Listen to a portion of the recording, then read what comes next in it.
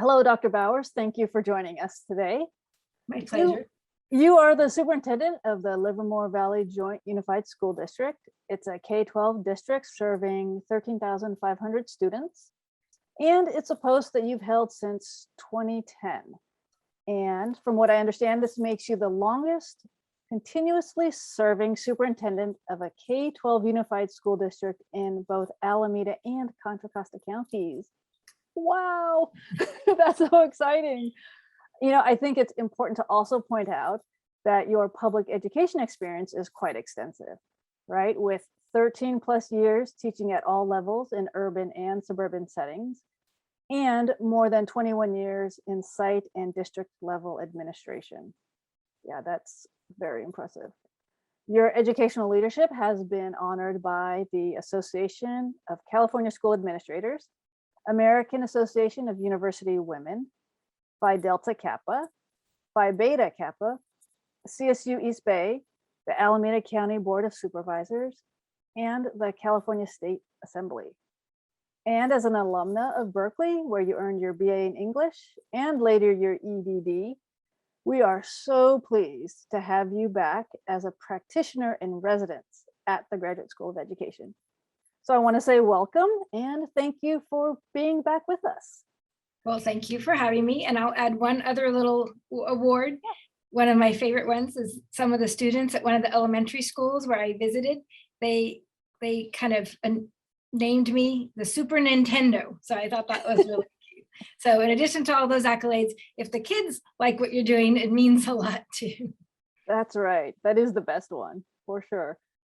So as the longest serving superintendent, as the longest serving superintendent continuously serving in a K-12 unified school district in Alameda and Contra Costa counties, tell us, what do you love about your job?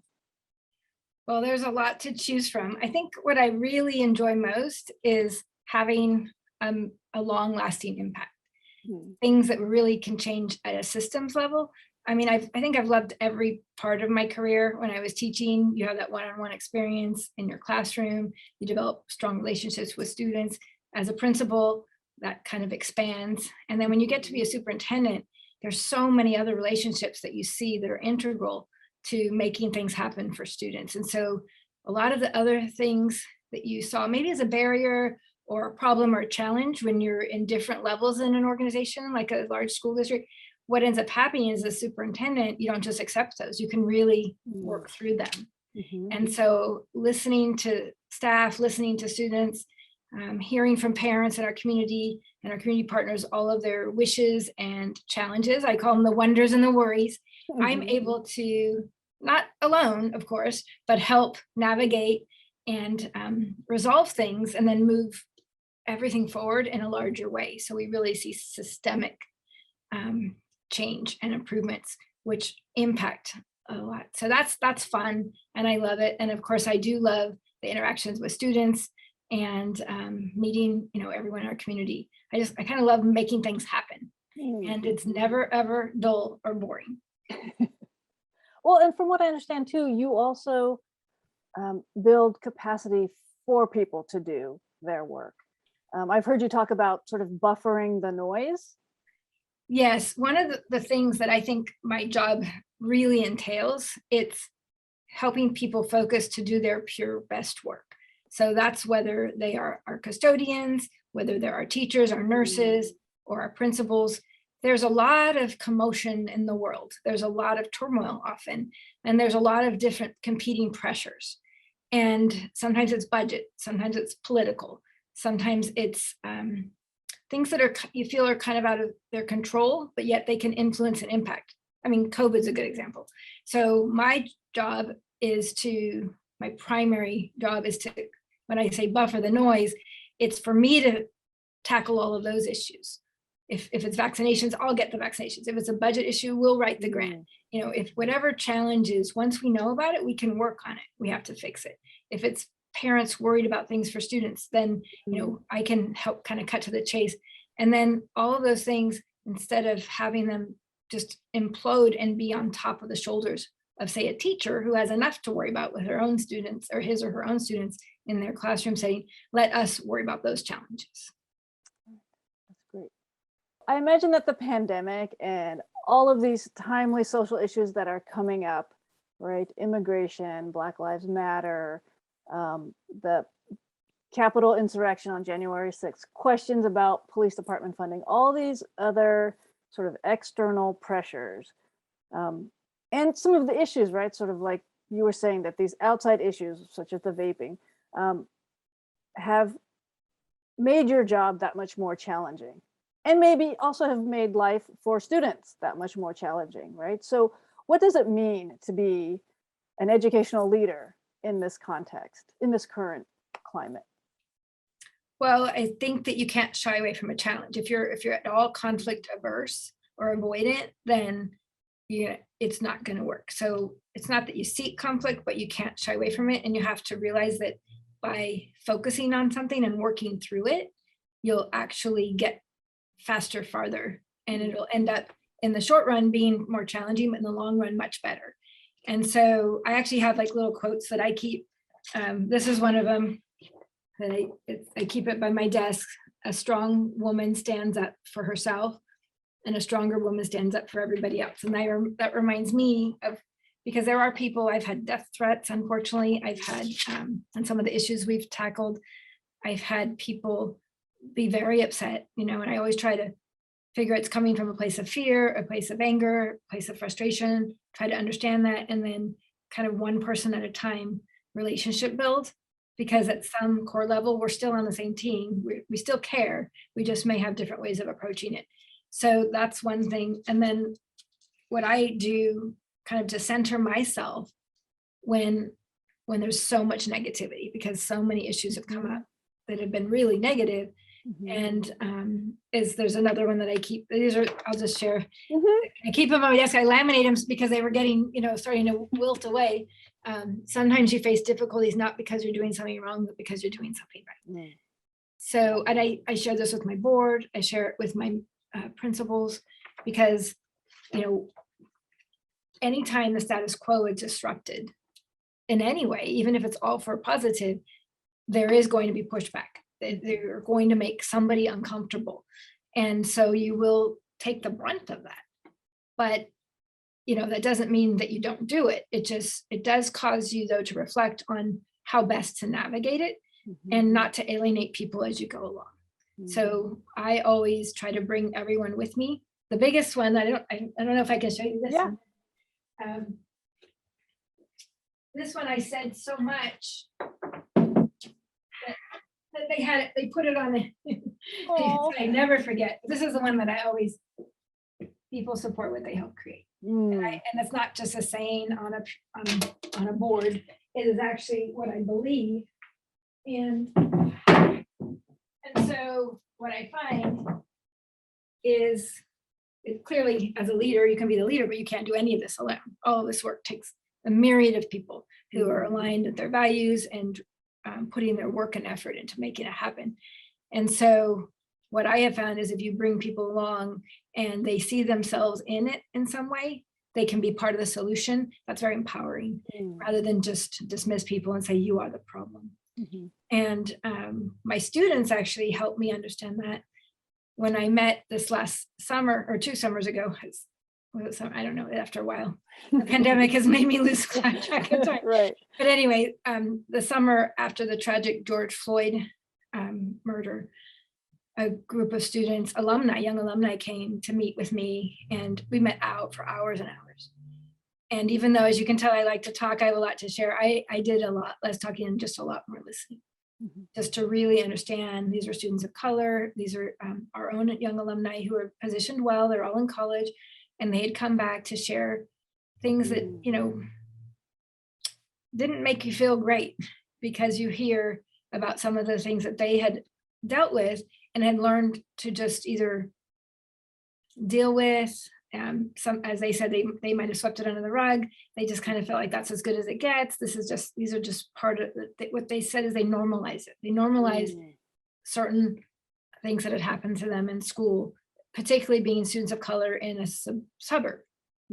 And so when we listened to them in that process, we talked about the fact that there were people who were racist in our community and people who now felt comfortable expressing that.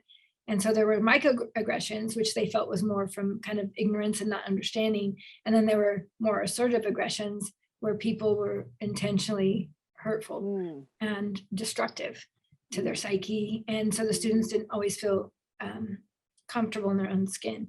And so one of the things that came out of that, though, is they actually talked to us to reevaluate our practices. They said, if you guys suspend someone for something and you expel them, or what you're doing is you're pushing them away and you're punishing them, and you think you adults think you're doing the right thing because you're taking a stand and this is wrong.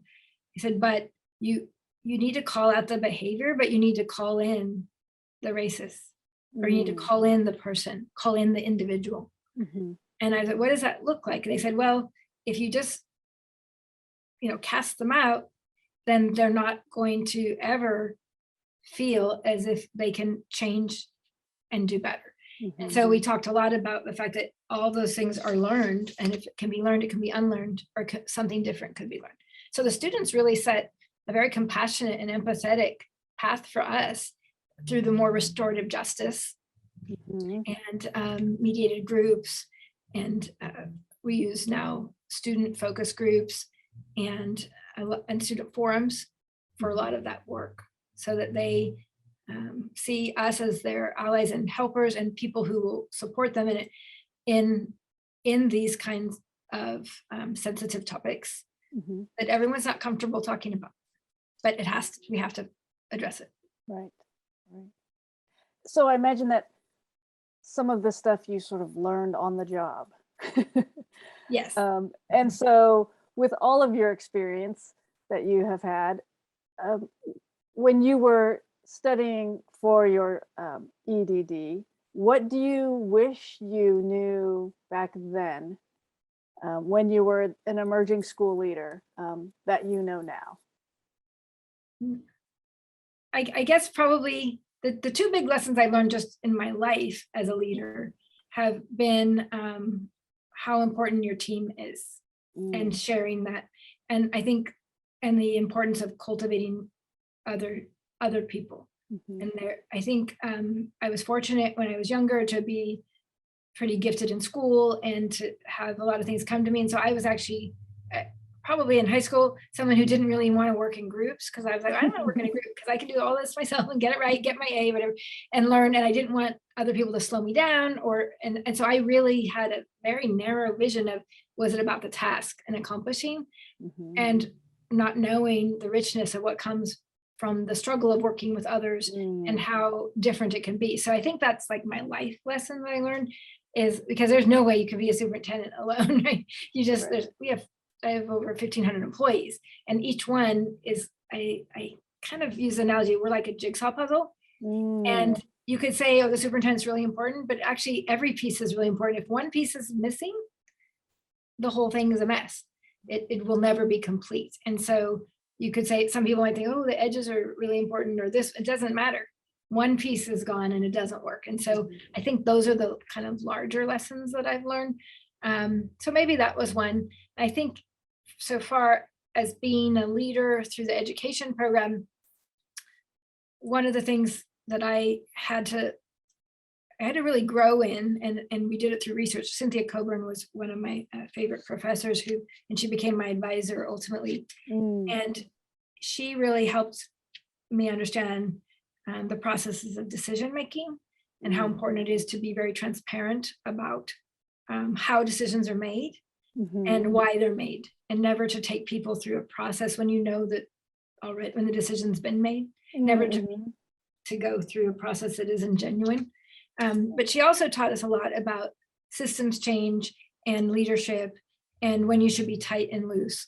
So when things have to be so tightly aligned, and then when, like the what is something we have to all agree the what, but the how, you can loosen that up. So I think I learned a lot about, and I had to grow into that role too, because you're responsible for everything, but you can't do everything.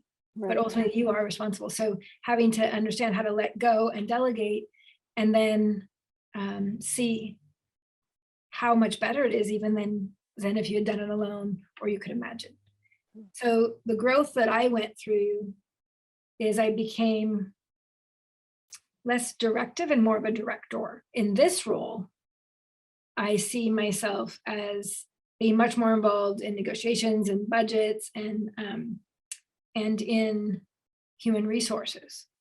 And so I think that's my biggest professional shift in thinking was the value and the importance of the most precious resource we have is not the funding, it's the human, because teaching is still a people business. And so if that's the most important thing, I wished kind of I had studied it more and maybe had more experience in that. So it's not, there's a saying that I shared actually when I met with the GSE class where if your company's mission is to climb a tree, do you hire a squirrel or train a horse? And I realized in my career, I'd spent a lot of time training horses when I could have just hired squirrels. There's some people who are not really fit for the job and we can coach them and help them, but sometimes it just doesn't work. And so knowing that not everyone's cut out for this, they might have content knowledge, but may not connect with people, or they might connect with people, but then may not be able to push. And so I think that really helped me understand the importance of the human resource. And that helped me grow in that area.